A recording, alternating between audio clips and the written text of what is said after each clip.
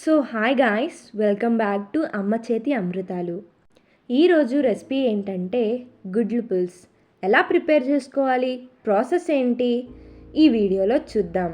చాలా ఈజీగా టేస్టీగా ప్రిపేర్ చేసుకోవచ్చు. ఒక బౌల్ పెట్టుకోండి. బౌల్ పెట్టి వాటర్ అనేది నింపండి. నింపేశాక మనం గుడ్లు అనేవి వేసుకోవాలి. వాటర్ అనేది గుడ్లు ఫుల్గా ములిగే వరకు వాటర్ అనేది నింపుకోండి. స్టవ్ వెలిగించి గుడ్లు అనేవి ఉడకనివ్వండి ఒక 10 to 15 minutes వరకు. ఇప్పుడు మనం ఇంకో ప్రాసెస్ చూద్దాం. మనకి కావాల్సిన ఇంగ్రీడియంట్స్ చూద్దాం. పసుపు, ఉప్పు, కారం, యాలకులు, లవంగీలు, అల్లం వెల్లుల్లి, ఉల్లిపాయలు, మిరపకాయలు, టమాటీలు, చింతపండు మనం ముందే నానేసుకొని ఉంచుకోవాలి.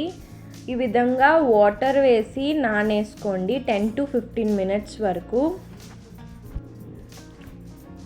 అండ్ ఇప్పుడు మనం ఉల్లిపాయలు అనేది ఈ విధంగా తొక్క తీసుకోవాలి. తీసుకొని పక్కన ఉంచుకోండి. ఈ విధంగా కట్ చేస్తూ పక్కకు తీసుకోండి.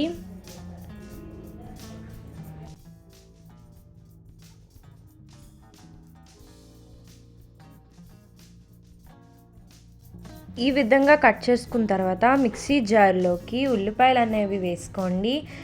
అండ్ అల్లం వెల్లుల్లి కూడా ఈ విధంగా కట్ చేసుకొని వేసుకోండి.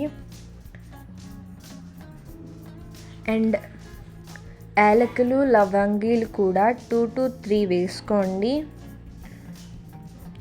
ఇప్పుడు మనం ఇది పేస్ట్ అనేది చేసుకోవాలి. మిక్సీ చేసుకోండి. చేసుకొని ఆ పేస్ట్ అనేది ఒక బౌల్లోకి తీసుకోండి. తీసి పక్కన పెట్టుకోండి. ఇప్పుడు మన ఎగ్స్ అనేవి బాయిల్ అయిపోయాయి. మనం ఇప్పుడు స్టవ్ ఆపేస్తే సరిపోతుంది. స్టవ్ ఆపేసి పక్కకు తీసుకోండి. మళ్ళీ మనం టమాటీ పేస్ట్ అనేది చేసుకోవాలి. ఈ విధంగా కట్ చేసుకొని పక్కకి తీసుకోండి.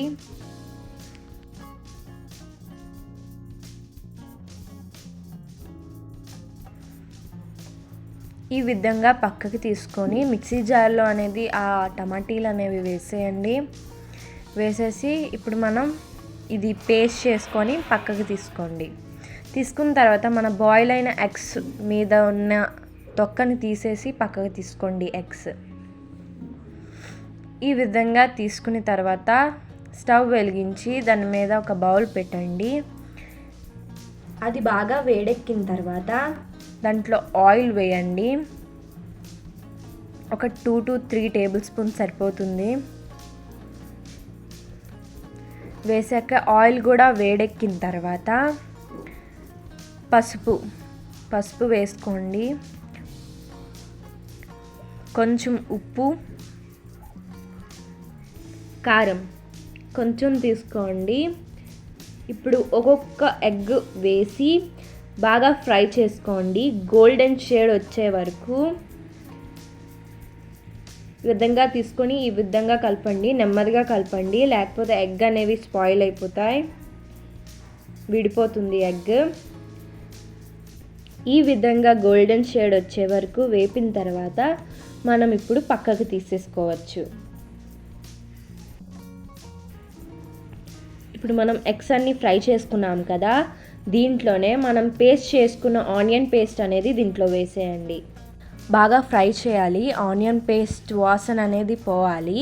అండ్ బ్రౌన్ షేడ్ వచ్చిన వరకు వేపండి. ఈ విధంగా కలుపుతూ వేపుతూ ఉండండి ఒక 5 to 10 minutes వరకు. హై ఫ్లేమ్లో పెట్టి వేపండి 5 to 10 minutes వరకు.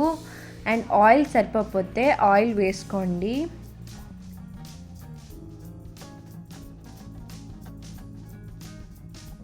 ఈ ఆనియన్ పేస్ట్ అనేది దగ్గరికి అయిన తర్వాత మనం పచ్చిమిరపకాయలు వేసి బాగా వేపుకోండి. బాగా వేగిన తర్వాత ఇలా బ్రౌన్ షేడ్ అనేది వస్తుంది. బ్రౌన్ షేడ్ వచ్చిన వరకు వేపుకోండి. ఇప్పుడు దాంట్లోకి కారం, తగినంత కారం వేసుకోండి. ఇప్పుడు ఉప్పు వేసుకోండి, తగినంత ఉప్పు. పసుపు, చిటికెడు పసుపు వేసుకోండి. ఇప్పుడు బాగా కలుపుకోండి. బాగా కలుపుకున్న తర్వాత మనం ఇందాక చేసుకున్న టమాటీ పేస్ట్ వేసేయండి. వేసి బాగా మిక్స్ చేయండి. టమాటీ వాసన అనేది పోయే వరకు ఫ్రై చేయండి. ఇప్పుడు మనం చింతపండు తీసుకొని నానబెట్టుకున్నాం కదా, ఇప్పుడు ఫుల్గా స్మాష్ చేసి ఆ రసం అనేది తీసుకోండి. ఈ విధంగా స్మాష్ చేయండి. ఇప్పుడు ఆ టమాటీ అంతా వేగిపోయిన తర్వాత ఈ రసం అనేది దాంట్లో వేసుకోండి. మీకు ఎంత పులుపు కావాలో అంత వేసుకోండి. ఇప్పుడు దాంట్లోకి ఎగ్స్ అనేవి వేసేయండి అన్నీను. ఈ విధంగా అన్నీ వేసేసిన తర్వాత కలుపుకోండి. నేనైతే పులుపు అనేది ఎక్కువ వేసుకున్నాను. మీకు సరిపోయినంత మీరు వేసుకోండి. ఇప్పుడు పుల్ల విరగడానికి కొంచెం బెల్లం వేసుకోండి, ఎక్కువ వేసుకోవద్దు. నా దగ్గర అయితే కొత్తిమీర అవైలబుల్గా లేదు, నేను అందుకనే కరివేపాకు వేసుకుంటున్నాను. ఈ విధంగా బాయిల్ అవ్వాలి, బబుల్స్ వచ్చి ఒక 5 minutes వరకు ఉడకనివ్వండి. ఈ విధంగా ఉడికిన తర్వాత మన గుడ్ల పులుసు అనేది రెడీ అయిపోయింది. చూసారు కదా, చాలా ఈజీగా టేస్టీగా గుడ్ల పులుసు అనేది ప్రిపేర్ చేసుకోవచ్చు. ఈ వీడియో మీకు ఎలా అనిపించిందో కామెంట్ బాక్స్లో కామెంట్ చేయండి అండ్ సబ్స్క్రైబ్ చేయండి. Thank you for watching.